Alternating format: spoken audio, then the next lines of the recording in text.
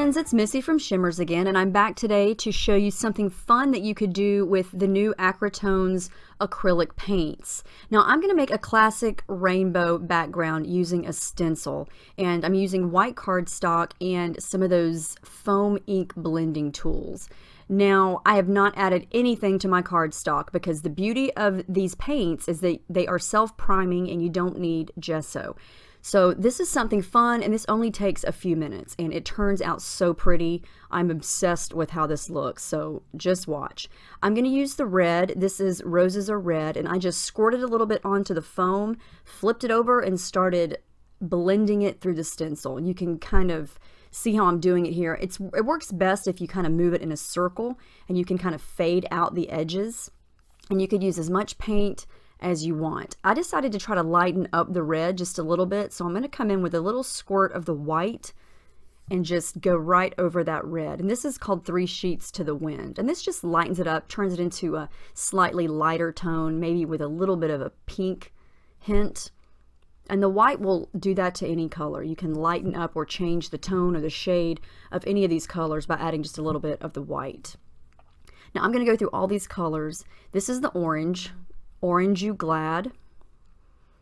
And the fun thing about these little ink blending tools is that you can keep circling it and smudging it around until you've got all the paint off, and it just kind of gets lighter and lighter around the edges.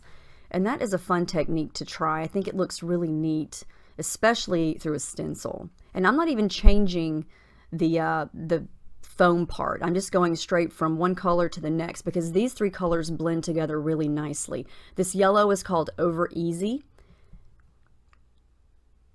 And I am going to switch for the next three colors. This green is Jive Jade, and I'm just blending each color right up close to the edge of the previous color. I want it to look as close to as a rainbow as possible, because in a real rainbow the colors fade and blend nicely from color to color.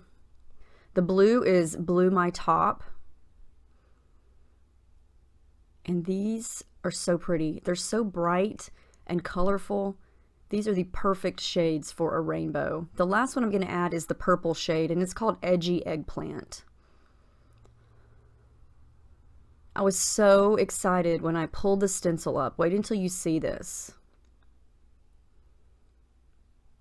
Oh my goodness, I'm obsessed with this. Is this not gorgeous? And that took me 2 minutes. Look how the colors blend to each other, and my paper is still flat, absolutely zero warping because there's nothing wet on it.